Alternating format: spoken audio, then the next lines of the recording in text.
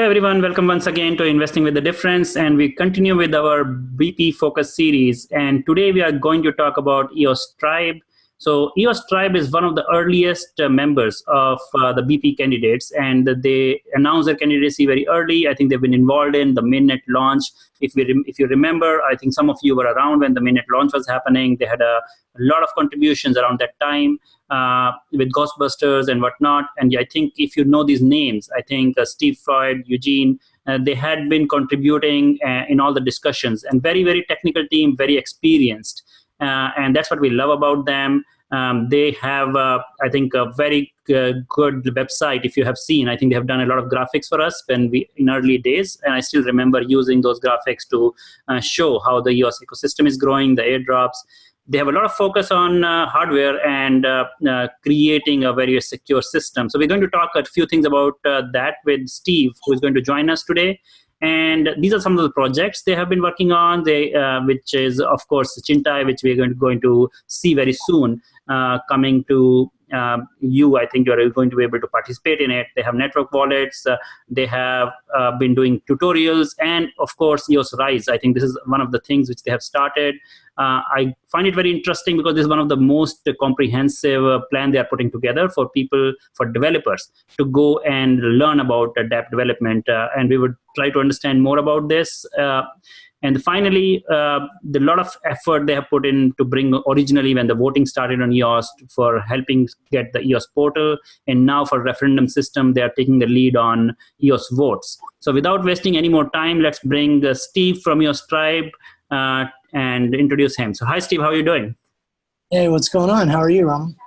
Doing good. So welcome to the show. I think we are one of the quiet blog producers. We don't see a lot in various channels, but I think as we know, you have been doing a lot of work since the mainnet launch days or even earlier than that. So how do you feel now with the EOS more than 100 days and we are making a lot of progress? I think, the accomplishment of just launching a chain the way that we did, you know what I mean, with a global consensus of hundreds of people from all over the world agreeing to launch this software, like, okay, let's go. People don't understand the gravity of that. And just that in and of itself is absolutely amazing to be a part of. And, just as an accomplishment of decentralization, even with all the accusations that we're getting now with collusion and, EOS is centralized in this narrative that they want to create. I just tell people, like, even then, if you stamp out all 20, Chinese-based operations in one fell swoop geographically, if the Chinese government swooped down and shut them all down, you would have a game of geographic whack-a-mole to take out all the other supporting standby nodes as they filled those reg producer slots. So those people who make those arguments, I don't think fully understand how amazing it is to even be where we are, approaching 20 million blocks produced. Some of our dApps already 2 months after mainnet launch, having more users and transactions and activity than all of the top 5 Ethereum dApps combined. You know what I mean? Like, people, don't give us credit for some of those other things. And, we've got some stuff to iron out. I can't speak to the validity of some of the recent accusations and, all that's going on. I mean, until there's actual real evidence presented. Some say that you could look on chain and see the correlation. That is yet to be analyzed, and the court of public opinion is still in. I am certainly, just like we said in the group, we're 50-50 on all of that until there's evidence. I mean, it's all just hearsay. You know what I mean? No, I think you covered an important point, Steve. I think I'm glad you talked about this right away, because I think that a lot of people are asking about it. In fact, I did a video. Well, it's right now, like right at the moment. It's like really bad, like right at the moment. There's all this stuff coming out. Yes. And I think that people need to look at shows like yours and talk to some of the people working on the network and understand the other good things that are going on. It's not all just, doom and gloom. Sure. So I think that's what exactly I talked about, right? Means I think people are really they're not understanding. It's very easy for main media to go and start. Means crypto world, because of bear market, it has become like a mudslinging game. Like who can prove one coin is worse than other. So I think we don't have to worry. I think the good thing about what I like about EOS community is people are very mature. People are actually, when I talk to people like you, a lot of other people who are technically competent, who have a lot of experience. And that's what is different about EOS community as compared to what I see out there in crypto world, where they are like teenagers trying to set up a shop with any new coin. So I think, we always focus on good things. And as you said, so we have making a lot of progress, a lot of dApps are coming, a lot of It's not perfect. It's not perfect. I don't think any of us who support EOS are saying, oh, this is perfect and we've got it all figured out. Like, no, like we're making mistakes and figuring it out. You know what I mean? Like there's going to be, some of this stuff is just going to happen. It's a part of human nature. And some of it is misunderstanding, is cultural misunderstanding. I think it's even, people are saying it's just China, East versus West, China versus West. It's also investment class driven that has nothing to do with geographic, where you're from. There's the typical like small investor or retail investor does not have the same conversation that a long-term, large high net worth investor does. They're looking at fundamentals and long-term gains and looking at somewhere to hedge, over a 2 or 3 year period of time, not over 2 or 3 months, like day traders and people who are just trying to wait for a quick gain. So their perceptions are different. And also some people, particularly in the East, but most investment class people, what I mean by that, let me clarify, is like people who maybe came up in investment or in investment-minded families who have been groomed and, often go straight to work for hedge funds and straight to work into finance at a high level just because of their understanding of it, versus maybe someone who's like a retail investor who grows into a more savvy investor over many years of trial and error, but doesn't study it and doesn't know burn rate and how to manage a company. They learn that out in the weeds, right? Then there's like a class of people that like study that from a very early age to become operators and how to scale up and, more of the investment class, right? So those types of people are in China too. They're everywhere. Yes. No, and I agree. They look at EOS as an asset. They're looking at it as this is an asset. We want influence and some level of control on this new asset if we're some of the biggest investors. You know what I mean? And they're looking at it as like completely different maybe than we understand. So I'd say all the people that have a lot of doom and gloom right now, just think about it from those different vantage points. There's an investment class involved. Some of it's cultural and just misunderstanding. And I don't even think the people engaging, it may not even be the exchanges. It might actually be some of the whales coming up with these schemes themselves that don't even know the rules. They didn't even know there was a constitution. They think it's just another token. Sure. So I think, I would say that this is exactly what we talked about in many different channels. I think a lot of people got concerned, and I come from an investing background, so I completely agree with you what you are talking about. And this is what it's about education. It's about communication. I think community is very strong, as I said. And as I talked we can't come out and point fingers. We can't come out and point fingers at the other parties because it may not even have any validity. We should be concerned, like, you saw us in the Mainnet BP channel with me being very vocal saying, guys, this is about to be really bad PR. We need to have some public statements and like something, just say something. Even Kevin and them were saying it. It's like, that's my only point. Whether or not it's true is whatever, but it's the court of public opinion. They're going to have a field day with us. No, yeah, that's right. And I think I'm glad that I think all these people, all of us are talking about it and being open about it and not trying to just brush it under the carpet. And let's get back to, I think, EOS Tribe then. I think it's all for good fun. I think people love controversies, so let's avoid that. Means I think we all know that we will solve these issues. And as you said, DPOS is very strong.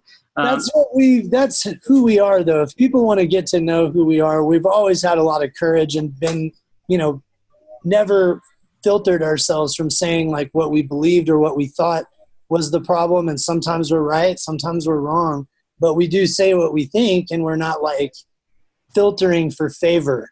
Like we believe that some people can do and be playing soft shoes sometimes, where you need to be direct, and just say, hey, this is a problem. Like, this is what the token holders are saying. What do we do? And I don't think that that's entirely a wrong stance, but different approaches for different people. I mean, just because that's our approach doesn't mean someone else who approaches it differently is bad either. That's just, we tend to be a little more direct and not afraid to like face issues generally. Makes sense. Makes sense. I think that's a great thing. And I think I love to hear those things. I think while people talk about perceptions, I think it's more about being true to yourself and trying to look inside. Because why did we get involved in this? Like we're very open that we got involved in, in blockchain and running a node because we really believe in the foundational, like the effects that it could have on society over time, but also that we want to put our time towards something that matters. And sometimes that's not going to be perfect, and EOS is not the only game in town. We will, certainly run other nodes and develop and build other technologies too that work towards decentralization. For us, decentralization is the goal, not a given protocol. Yes. And EOS was our hallmark. Like that was our first, big mainstream kind of project that we were a part of, and that showed us a lot and we learned a lot. But we plan to work for many, many years in this space and help build infrastructure and build community, and education around these high throughput protocols, these delegated proof of stake, proof of history, like with Solana. There's lots of other projects that we're really interested in. I mean, Hashgraph, Hedera Hashgraph, even though it's patented, could have some alternative use cases for, where Hyperledger fails. And we're just looking at all that stuff, just like, wow, these are lots of different protocols to solve different problems. And I think if people get so caught up in the tribalism of, crypto that they really miss that it's not about your protocol or your bag. It's about like achieving decentralization so we don't have as many corrupt systems and we don't have all these intermediaries dictating shutting, like what recently they shut like Alex Jones down. I'm not a big fan of Alex Jones personally, but I certainly believe he should be able to say what he wants, even if he's a wingnut. You know what I'm saying? Like he should be able to, say what he wants and not get shut down on 4 major platforms at the same time. People ask for use cases. Investors want to know, well, what's the use case of all this? Right there. Like people who have unpopular opinions, who have a voice, who need to be heard, like Julian Assange and WikiLeaks, like Alex Jones, who might be seen as total wingnuts, but their view has a right to be heard, whether we agree with it or not. You know what I mean? And that's the type of world that we want to live in, where you could have somebody saying a disgusting opinion and you just don't even care. You just filter that out of your UI and you don't pay attention to it. Other idiots that believe in that stuff can pay attention to it. You know what I'm saying? Mm-hmm. But, it should be a more open, like free market ideals that like America was built on, not what it's become, but what we were trying to work towards, you know what I mean? Yes, no, I agree. I think a lot of people think like that. I think that's what the next step is. I think that's what blockchain is for. We do believe that hopefully blockchain will solve all the censorship issues, all the controlling issues. And I think that is something you raised a good point. So coming back to, I think the one thing you talked about, the education, you have this EOS Rise project, which looks very interesting. We see that you're building very detailed education material for people. So do you want to talk through that for us and explain what is the goal for that and where is it going? So EOS Rise was born from an event that I did back in March in San Francisco. That's actually where I met Eugene and a lot of the guys from the network from different regions. It was basically a meetup of different meetup group organizers from the region who were attending I believe it was Token Fest in San Francisco was going on at that time. And I came out for that and I just threw it together at the last minute. That event, it became obvious that there was a few things: onboarding for users and education for developers were the 2 biggest problems that still are the biggest problems now. And I brought basically the concept back in the end of June, early July to Phil Mesnier. He really enjoyed working with Eugene on the last workshop that he did at Tulip. They clicked really well and, worked well together. And they both tended to click up and just work together on problems they would have with the software, problems they would both encounter Eugene would help Phil and vice versa quite a bit. And they just basically synced up and created this workshop series called EOS Rise. And the foundation of it is just basically end-to-end app development, from getting your node started, setting up a test net, all the activation processes that go with running the node, you know what I mean? And from a block producer perspective, all the way to just like deploying a smart contract in EOS.js, and kind of considerations and gotchas that you have to dealing with those technologies. So that's basically it. So.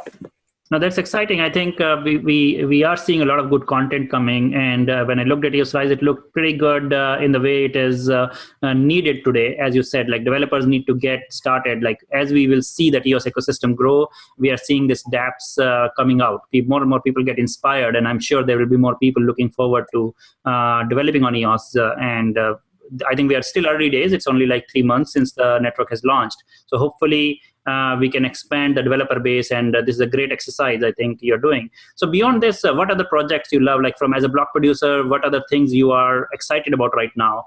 And where do you see your role beyond, of course, running the node securely? That is the basic thing. A lot of people talk about what are the things block producers can do, and what is the passion of EOS Tribe? So we just came out with our Q3 infrastructure report. And that basically outlines all of our upgrades. We've basically migrated to a dedicated cloud, private cloud on a major backbone. Really, really high throughput. The specifications are on our Steemit at EOS Tribe blog. You can go there and read all the specifications from our latest report. But that will enable us to run a lot less latency. Super, super fast throughput time to actually send things. So there'll be a lot less latency. And also we're adding more endpoints for reliability, and adding like a load balancer on top of like 4 distributed, nodes that is also in the report, like how we're setting that up. And that's basically most of what we've been working on the last month.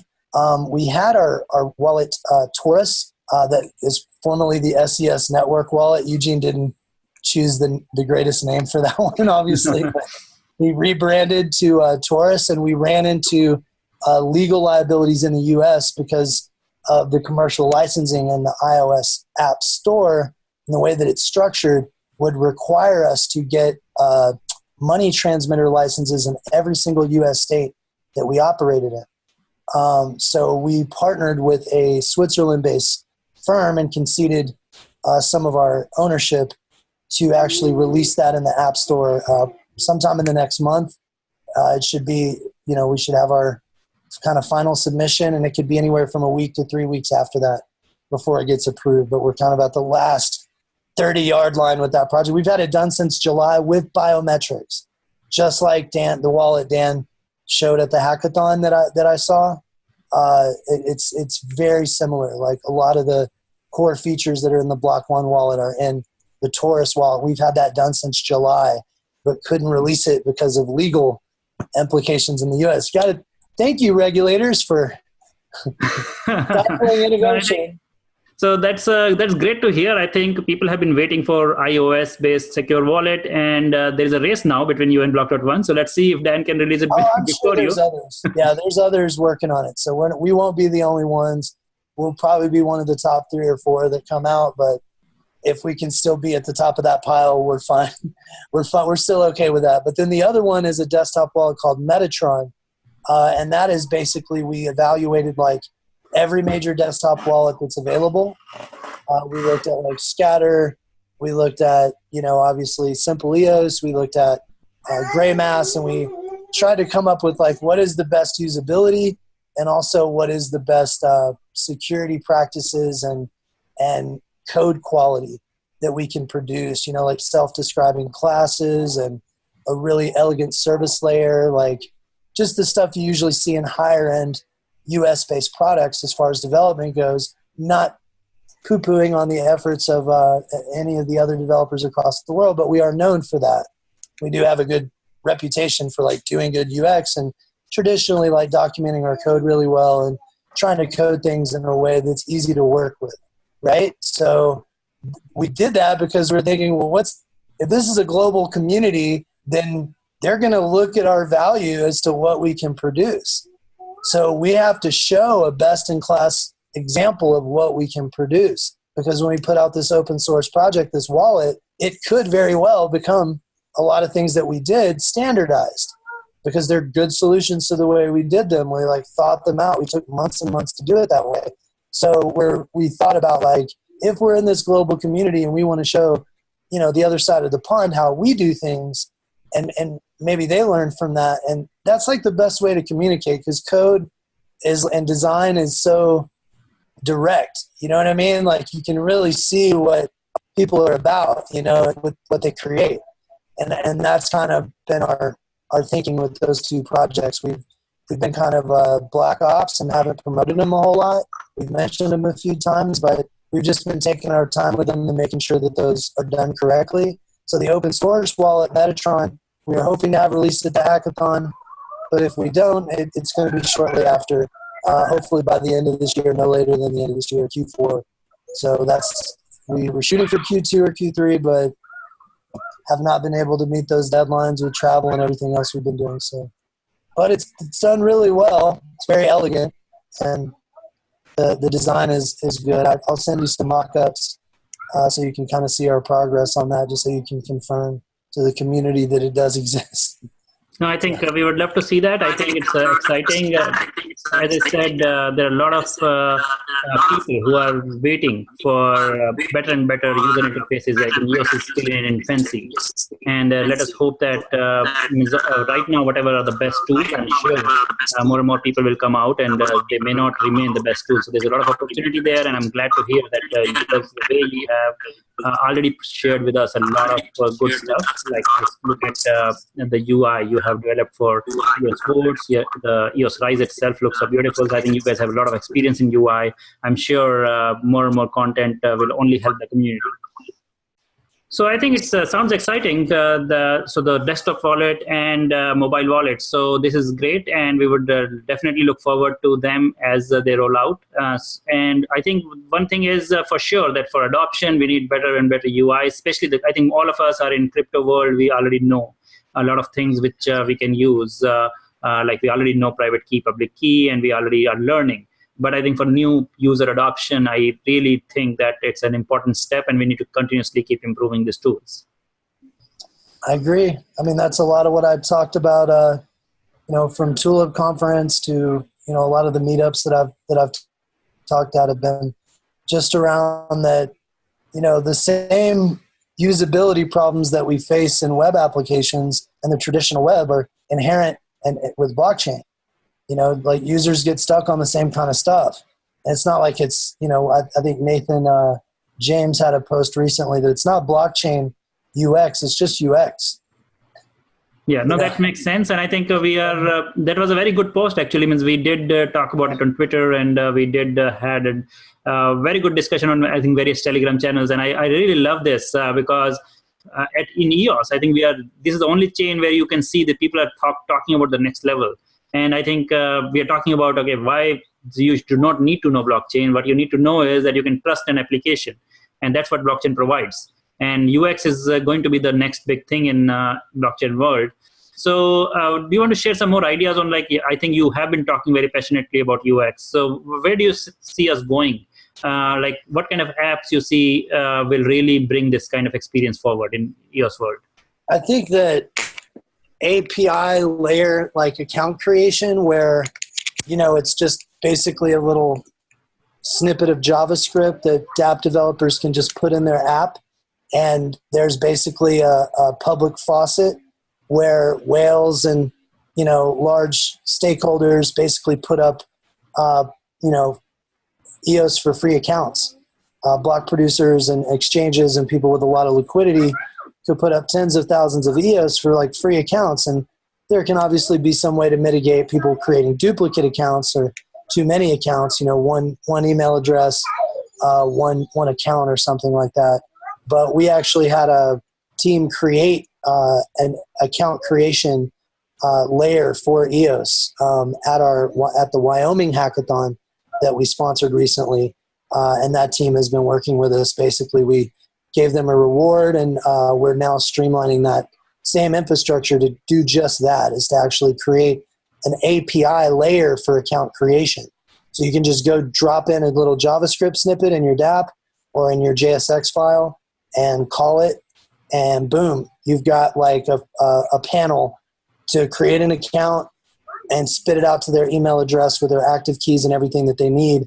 I think the next step would be doing all that for them just with a click of a button, kind of where Nathan and, from Scatter and other people are moving towards, just like one click and there's their account. No, that's great. I think that's something which we are really waiting for, because not everybody wants to learn crypto when they're trying to interact with the blockchain. And I think a very important point you raised. Then you could actually have a custodial service within your dApp or through the ecosystem as a protocol layer, actually manage the keys spit out by that account creation, API layer. So if all the whales said, hey, we're staking 30, 40,000 EOS a month for free accounts, come get it. You know what I mean? Like, everybody sign up who needs an account, and they're not having to pay for accounts. And then those accounts in turn, the active and private key, the active keys from those accounts could then be abstracted or managed, through another third-party service. So so they don't even know that it happened. They just wanted to create an account. They created an email. The private keys were managed through a LastPass or, some type of mechanism to save the recovery key for that, and then a service basically to a centralized service of some kind if they want to delegate to that. And maybe even some of that could be done on chain, so they know through advanced encryption standards in the memo. There's all kinds of, I don't know where that will go in just the next 12 to 18 months, just based on what I see in the ecosystem now, where that particular UX, I think EOS will have some of the best usability on blockchain by comparison, based on what I'm seeing, what I saw at the hackathon, the ideas that people are working on. I think like Ash Oro and his team did Chestnut, which is like kind of a custodial account service, just like I talked about. It can be subscription based, or you don't want to deal with the private keys. You don't want to deal with all that. You just want to create an account to go use EOS Bet.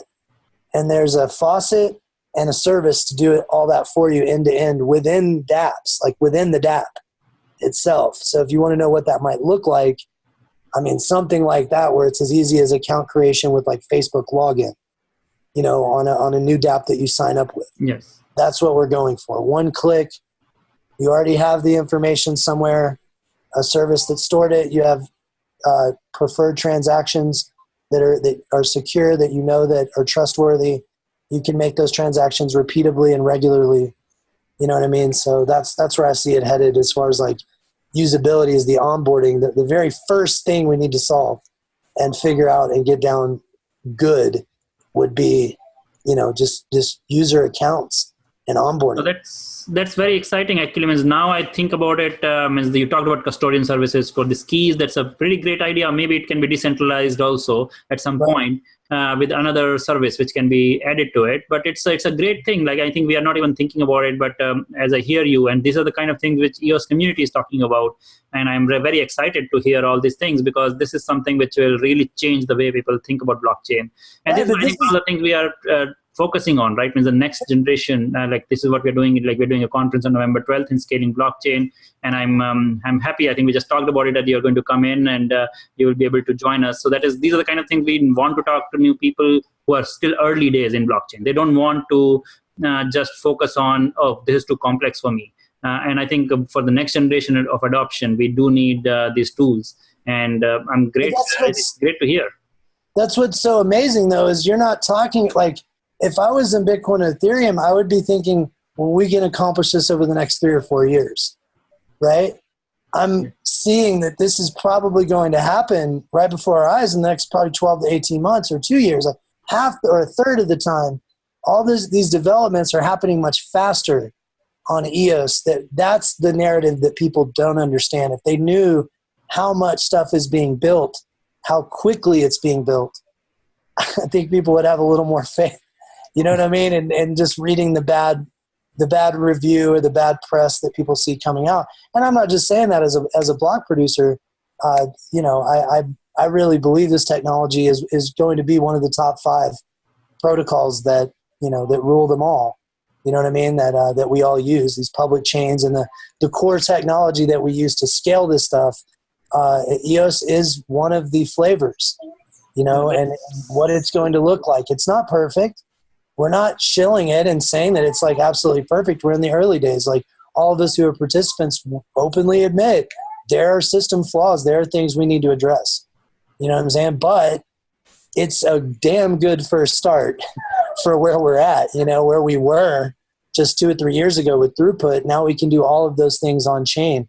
These social dApps that we could never have built, that simply weren't possible without state channels and a lot of engineering to get anywhere near the throughput that we have right on chain, you know, with EOS. And I think that the investors and the people out there should think about that when they, you know, look closer at fundamentals. Don't just believe the news cycle. In the short term, if you're a short-term investor, certainly I understand you got to follow news cycles. But if you're a longer-term investor, I would not get so wound up about all this stuff right now. You know what I mean? So.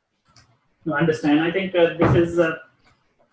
I'm sorry. So yeah, I think this is great. This is something which we really need. I think people have to talk about adoption. Then these are the very important things. So let's jump the gears and talk about.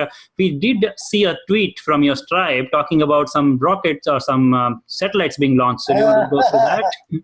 That's an explore. That's our legacy project. We always get a lot of crap from people for, oh, you guys are going to put a producing node in the, you know, in space. No, we're putting a backup node, a low, you know, orbit, small sat backup node. We know that there's a lot of latency. We know it's not something that you could run with production, but just so people throughout the world could get access if there's no internet connection. You know, we thought that that would be a great, like, legacy, a 3 to 5 year project in the history of EOS.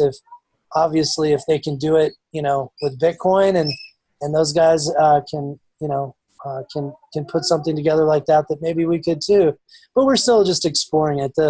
You know, we've talked with like Phil Mesnier and people who've worked with embedded systems and aerospace, and, you know, it's kind of 50-50 at this phase. We don't know 100% if it's going to be possible. If it is, we will explore it more and go into it full throttle. If it's not possible, we'll come out with a public statement and say, hey, these types of blockchains don't currently work.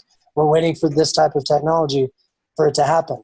So it was more of just like trying to understand, like, how would we do that? How would we do that with EOS? If they're doing it with Bitcoin, they only have 40 transactions. How would we do that with EOS? Is it possible? And, you know, I'll leave that to the rocket scientists, you know, and the developers and the engineers, people like Eugene and you know, and his network are looking into that to put out kind of our first official exploratory statement on how we believe it would be done, and then who's crazy enough to join us. And that's coming out the end of this year, early next year, based on the last 4 or 5 months of us just asking questions. A little smarter than us. Great. So hopefully. Yep. Go ahead. Sorry. Go ahead. It's like, think big. You know, we wanted to interject that into the lexicon, even if we discover that it can't be done. And, you know, we've got another 5 years to wait until the technology's there to handle the latency. Whatever, like, just the fact that we're out there, you know, putting out these big ideas for EOS, I think that everyone should think that way who's a part of the network and believes in, you know, EOS, is to not get caught up with these times of FUD and the bear market. It's brutal, you know, but when the token price is 3 times up and, you know, it's crypto spring again, then it's all peace and love. Just learn to be more consistent, you know, because we look bad. We look bad in those cycles. You know, think big. Like, let's put a satellite in space. Let's try to actually have EOS as seen as one of the top projects, you know, in the ecosystem legitimately, rather than the negativity that we've been seeing from some of the other protocols. You know, that's we have great, I think. Yeah, I really love this optimism, I think, Steve. So let me give you another example, right? When I'm in Silicon Valley, I see this Google launching balloons for the internet through balloons. Well, hold on a minute. Hold on. I know exactly what you're saying. Hold on. Yeah. Let's not be a cult either. Let's not be idealists and a technology cult either. Like, let's be pragmatic and realistic about our situation. EOS has some problems. We've got a lot of work to do. So I know what you're going with, the big balloons and the big hype machine. It's like, if you're in Silicon Valley, that's the name of the game.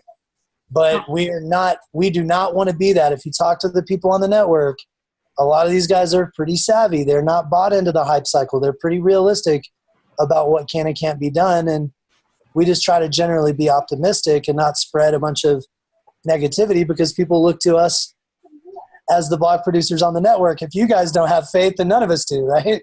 So I agree. I think, as I said, right, these are like short-term problems, and I'm sure we will get through that because of technology, because of the way it's heading. What I was getting to is that I think nobody thought about those things earlier when the internet started. So looking forward is always good. I don't think anybody thought about having access to internet where there is no wires possible, or where. So I think these problems are being looked at and being solved, and you are thinking ahead and putting this, running a node while it's ambitious. From a satellite, I think it maybe become like a very basic thing. But if the blockchain becomes a utility which every day you need, I think it's not too far that we will need these services. Just like I was highlighting that Google and Facebook are trying to give internet to people because it's now very basic. Even if you are not in a dense population or where you can have these services. So it's a great thing. I think we are very excited. I think these are the kind of things which we love to hear in EOS community, and blog producers like you who have the knowledge, the technical knowledge, and future vision, what we can make out of this blockchain. That's probably what I would convey to your audience the most, is that, we do have, a vision, that we see for the network over the next 2 or 3 years, and we have a path to get there. And, that's a lot of what we're out soliciting in China and Europe, and sharing our vision with people that we know and trust more than just going out and running out with every idea that we come up with, and then nothing happens with those ideas. We're slimming down to 3 or 4 core. The EOS tutorial site, EOS Rise work together, because all of our documentation, public facing for EOS Rise, will be put on EOS tutorials. So we already have about 70 or 80 FAQs and Google Docs that we're in the process of porting over to that site. That was a site that was abandoned by the EOS Austin organizer, who they had changed hands with their organizer, and us and EOS Detroit are picking up the slack on that project. We're putting to rest a project, the Valor Fund, which was a community project to help raise a relief fund for the victims, the token holders who had been scammed, and had their accounts frozen, the 25 accounts.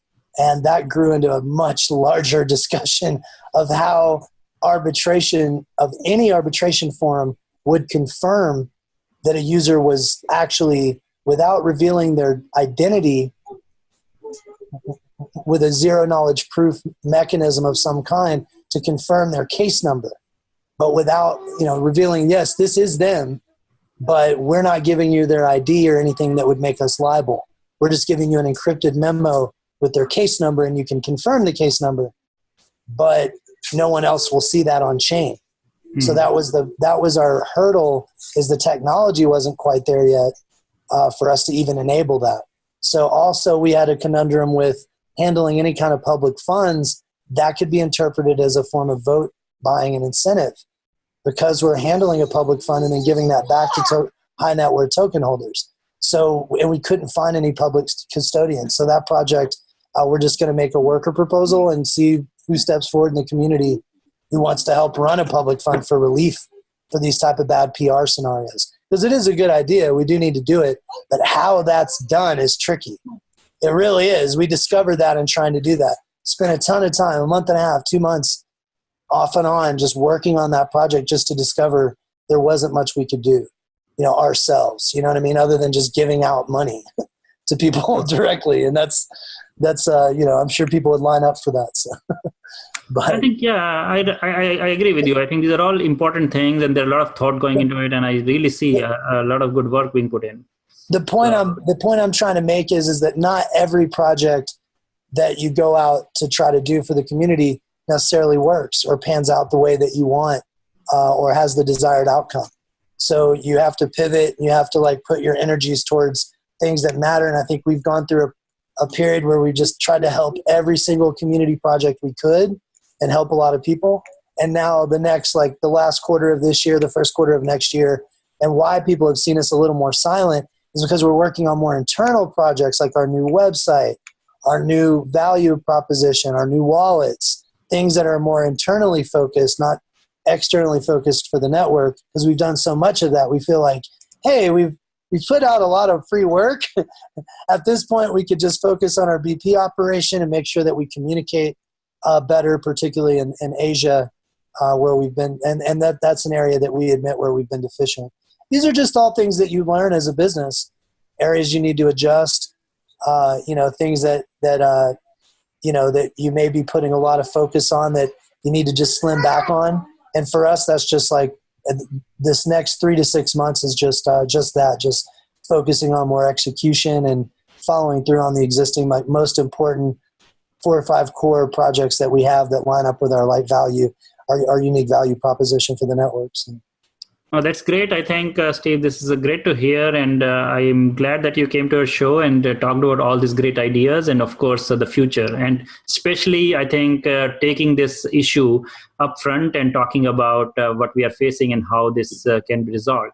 I think these are the kind of things which we want from blog producers. So any final words before we conclude the show for the audience on how they should see EOS Tribe and what we can expect from you? Please feel free to share with us. Absolutely. I will try to make sure to send you regular updates. We're trying to make sure that all the proxies who vote for us have regular updates for their voters, just so you guys can get relevant links, new posts, like our infrastructure that we just developed. What did we buy? How is it superior to other infrastructures? Like what's going to be the benefit for the network? All that kind of stuff. Because that's what I'm realizing is if you want to get elected as a block producer, just communicate with the token holders what your value is more directly. Like have a reporting model, just like you would if you were, a public company or something. You know what I mean? Like I don't think that we're seeing enough proactive reporting. Like guys like Crypto Lions and ourselves have been some of the only people, this, to even post a financial report. That's right. I think transparency has been one of the key issues in DPOS. Right? That is something which is needed because you're talking about delegates who you are assigning your trust. And I really love this, and I think this is one of the things you touched upon. It's very important, and I hope that this kind of culture keeps growing and you spread the word. Because you're delegating your trust. Like you guys are literally putting hundreds of thousands of tokens on the line for these 20, 30 organizations. And you just want to know, like, one, are they competent? Can they do the job? But then once you get beyond that, what's their vision? And are they really telling me what they have going on? Are they communicating with me? Are they just taking rewards and going around and traveling? So it's like we really want to be able to show the GitHub commits and show these projects and things that we've shipped. And you guys who vote for us to be like, man, they give us the goods. When they do something, we're the first to know. And that's an area that it's all the proxies out there that vote for us, including yourself, that we're trying to make an effort, each month to just give you a full update, little PDF of like where we're at. So you can hand that off to your investors as well. So. No, that's great. I think it was a great talking to you, Steve. It's a very different perspective from what we have used to. I think thanks for this discussion. How do you think I have a different perspective? So I think I'll tell you the different perspective, because we can spend a few more minutes. So let me tell you is about being very transparent, being open about the issues and taking them head on. And being open to sharing these details, because I remember we had this discussion in the proxy channel in Telegram, and we talked about providing these kind of details. I think I'm really glad that you are bringing this front, that you want to share these details, how your financials, what you're really doing. I think right now we have issues where BPs have not even declared their ownership. They have not even declared, and they are in top 21, and they are BPs, like we need to educate the audience and or everybody that how this DPOS should work and how it was meant to be work. And we need to make changes. I think if you talk about it, people like you, I think you're talking about, and not in a confrontational way, but by coming out in front and saying that you are going to share it, and maybe you will encourage others to do it. And this is a very important thing. And that's what I'm saying is very different from what I'm hearing from all the blog producers out there. I mean, they have their position. That's the difficult thing. And that's the other thing that I think anybody who doesn't understand this, there are real cultural differences and things that are just not being understood. They're just misunderstandings. I think is like a significant part of it is 50%. Maybe there is some collusion. Maybe there isn't. I'm not the judge or jury of any of that. I can't make a statement to anyone viewing this as to whether or not it's real or fake. I have no idea. Like, I can go look on chain and see. You can correlate data for days. I'm not a data scientist. I'll leave it to people smarter than me to find out, if there is any wrongdoing. But whether there is or whether there isn't, that everyone in the network right now just needs to understand that these are just, a lot of it's like cultural differences and misunderstanding. It like really is. And it's hard for me to admit that as a U.S. I'm from Dallas. Like, I'm a stereotypical American, guy. Right. And I would totally admit I don't understand like the culture sometimes and what's being said. And I think that same feeling is from people from Asia, sometimes from me in the West, guys like me. We just don't understand each other. And if we can get past that and find a common ground, that's one of the great things about EOS is it's this globally distributed digital nation, for us to like be able to build those relationships that normally we wouldn't be able to. You know what I mean? Like, when have you ever seen this? Like, I was noticing this in London, me, a white guy, Irish German from Dallas, Sudeep, an Indian guy who lives in Ukraine, and Han, a guy from, a Korean guy from Seoul, all hanging out together, having the same type of cultural conversation about EOS. Like, we're part of this culture, EOS. Not we're a part of our individual where we're from, our nationalist views, right? All that washed away, and most of our views were around our views for the world and EOS. And that's a beautiful thing. I mean, that's something that people should really think a lot about. That's the other side of this. That's great to hear, Steve. I think this is exactly what we talk about, and I think I've been talking about this on my channel. Like, we need to just communicate better, get these things, and great for share. Like, we really love all your thoughts you shared with us today, and we wish you all the best in all your BP operations and all the great projects. And thanks a lot for coming on the show. Absolutely. Take it easy, guys. Thank you. Bye-bye.